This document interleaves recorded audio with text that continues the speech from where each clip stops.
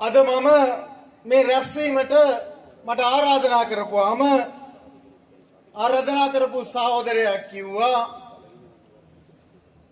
සහෝදරයාට තියෙන්නේ අනුර සහෝදරයාට කලින් කතාව කියලා. ඒ කියන්නේ මම ටිකක් වැදගත් කතාවක් කරන්නේ. ජනාධිපති සහෝදරයාට කලින් කතාව. ඉතින් මම හිතුවා ඉස්සර කාලේ වගේ කලින් ආණ්ඩුව වගේ අපේ ගෙදරට ඩිෆෙන්ඩර් රථයක් එහෙම එවලා මාව අරගෙන එයි කියලා අර සෙනඟ දෙබෑ කරගෙන මම මගේ වාහනේ අර ඉරික් සහෝදරයා කිව්වා වගේම අර අවුරුදු shopping කරන ජනතාව මගේ අරලා ඈත පාරකින් ගිහිල්ලා හරස් පාරකින් ඇවිල්ලා තැනක කාර් එක පාක් කරලා මමයි මගේ බිරිඳයි අපේ අර කුලසේකර සහෝදරයි අපි ඇවිදගෙන මෙහෙට ආවා.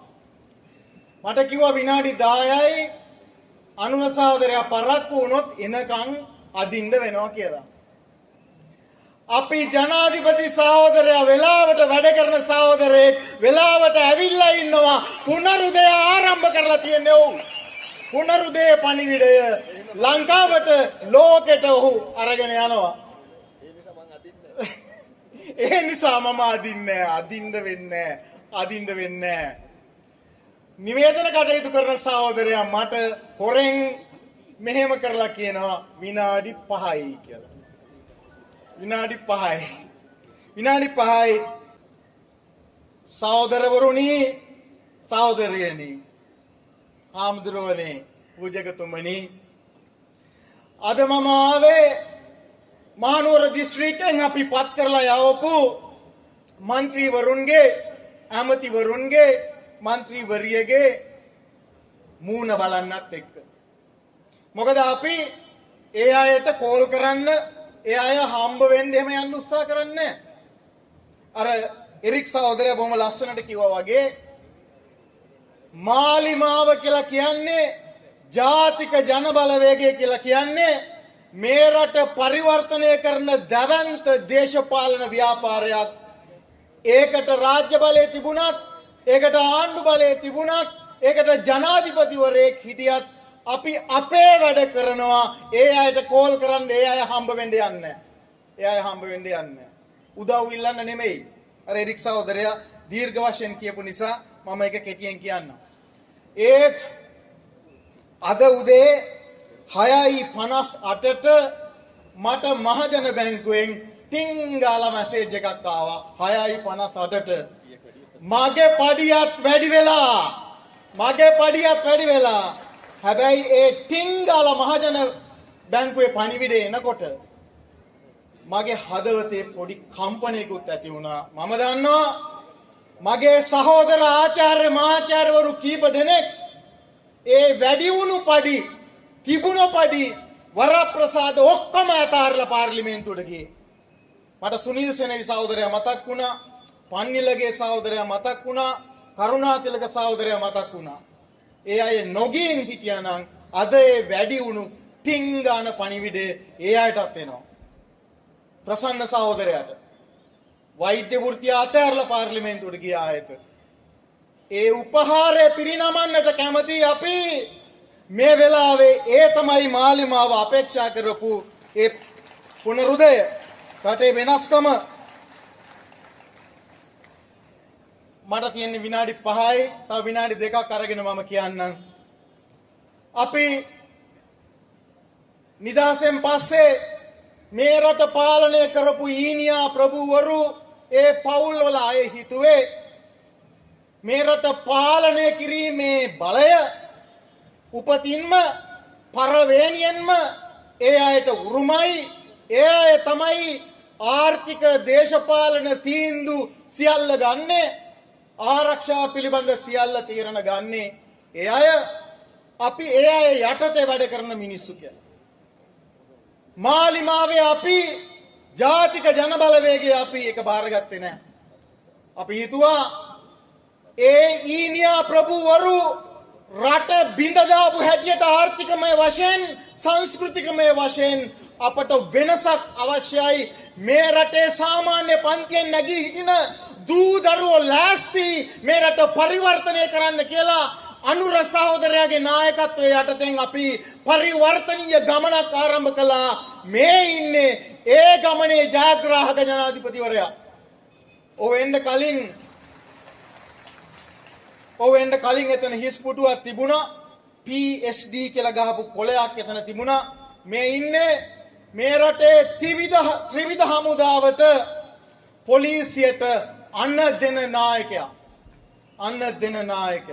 ලංකාවේ ඉන්න බලවත්ම මිනිසයා. තේරෙනවද ඔහු ගමන් බිමන් යනකොට හැසිරෙනකොට අති විශාල බලයක් සහිත මිනිහෙක් මේ කියලා තේරෙනවද? නෑ. ඒක පුනරුදේ ඉතා වැදගත් පණිවිඩයක්. ඒ වගේම විශ්වවිද්‍යාල ආචාර්යවරයෙක් සාහිත්‍යකාරයෙක් හැටියට අනුර සහෝදරයා ඉදිරියේ මම කියන්නට අවශ්‍යයි. සාහිත්‍යකාරය විශ්වවිද්‍යාල ආචාර්යවරු පොදු බුද්ධිමතුන් වන අපට අමාරුයි පොලිස් අත්අඩංගුවේ තරුණයෝ මිය යනවා දකින්න. ඒ පොලිසියට නායකත්වය දෙන්නේ අපේ සහෝදරයා වෙනකොට අපේ හදවත තවත් රිදෙනවා. හැබැයි ඒ සහෝදරයාත් මේ ඇමති මැති සහෝදරවරුත් කියනවා මාලිමා ආණ්ඩුව යටතේ එවැනි හිංසන ඝාතන සිදු නොවන ලංකාවක් ගොඩනගන්නට තමයි අපි ලෑස්ති වෙලා ඉන්නේ. ඒ සියලු ආයතන පරිවර්තනය කරා ගෙනියන්නට අවශ්‍ය බව ඔව් කියනවා. අපි ඊට දායක වෙන්නට අවශ්‍යයි. අපි ගමේ මේ දේශපාලන බලය ප්‍රාදේශීය සභාවේ නගර සභාවේ බලය ඉල්ලන්නේ බිම් මට්ටමේ සිට ඒ පරිවර්තනයට අපේ නායකත්වයට උදව් දෙන්නටයි. ඒකටයි. ඒ නිසා අපි මේ පළාත් පාලන මැතිවරණයෙන් නගර සභා මැතිවරණයෙන් ප්‍රාදේශීය සභා මැතිවරණයෙන් ගල් වැලි පස් සංස්කෘතිය වෙනස් කරන්නට අවශ්‍යයි.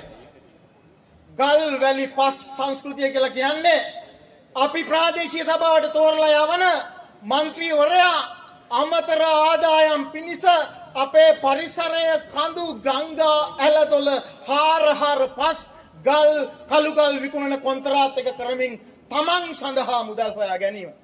ඒ සංස්කෘතිය අපි වෙනස් කරන්නට අවශ්‍යයි.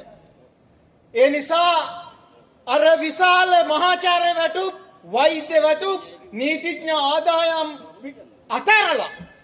අතෑරලා චිත්‍රපටි අධ්‍යක්ෂක බනුවර්ණ වගේ අය ඒ කලාවත් සෑහෙන කාලයකට අතෑරලා පාර්ලිමේන්තුවේ ඉඳිමින් අපිට ආදර්ශය දෙන්නේ ගමටත් ප්‍රාදේශීය සභාවටත් නගර සභාවටත් අපට බිම් මට්ටමේ සිට රටට ආදර්ශයක් දෙන්න රට වෙනුවෙන් ජනතාව වෙනුවෙන් රට පරිවර්තනය කිරීම වෙනුවෙන් ගම් මට්ටමේ දේශපාලන සංස්ථාවල සිට වැඩ කරන හැටි කරලා රටට ලෝකෙට පෙන්වන්න කියන එක තමයි ඒ ආදර්ශය දීලා පෙන්වන්නේ.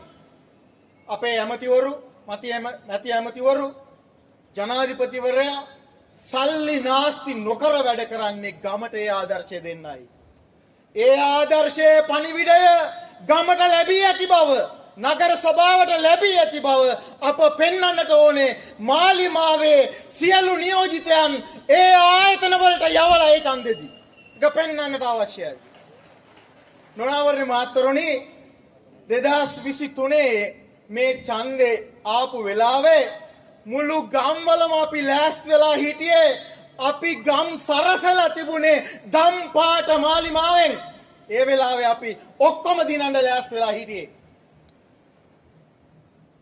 අපි තවම ලෑස්ති ඒ වැඩේට කියන එක දම් පාට දැන් ගමේ තිබුණත් නැතත් අපේ මනස්වල අපේ සිහිනවල තියෙනවා මාලිමාවේ ප්‍රාර්ථනාව. ඒ නිසා මේ මැතිවරණයේදී අපි අපේ නියෝජිතයන් දිනවනවා. අනෙක් පක්ෂ වලින් කීප දෙනෙකුත් ආවොත් හොඳයි. අපි වැඩ කරන හැටි බලාගෙන අපි ගම පරිවර්තනය කරන හැටි බලාගෙන හැදෙන්න වෙනස් වෙන්න ඒ අයට ආවොත් හොඳයි. සහෝදරයා මෙන්න මෙහෙමයි ගම හදන්නේ, මෙන්න මෙහෙමයි නගරය හදන්නේ, මෙන්න මෙහෙමයි රට හදන්නේ කියන එක ඉගෙන ගන්න. දැන් මේ ජනාධිපතිතුමාත් අනෙක් මැති ඇමතිවරුත් පාර්ලිමේන්තුවේ දිගින් දිගටම අලුත් නීති පනවගෙන යනවා. ගල්වැලි පස් කාරයෝ ගමට පාර්ලිමේන්තුවට ආවත් ඒ බිස්නස් දැන් කරන්න හම්බෙන්නේ අපි නීති පනවලා ඉවරයි පුනරුදේ ගමනට අවශ්‍ය නීති සම්පාදනය කරලා ඉවරයි අපේ ආණ්ඩුව. ඒ නිසා ඉදිරි අවුරුදු වලදී ඊළඟ බජට් එක එනකොට ඊළඟ අයවැය එනකොට අපිට දකින්නට ලැබෙයි මේ රට පරිවර්තනය වෙන ගමනේදී.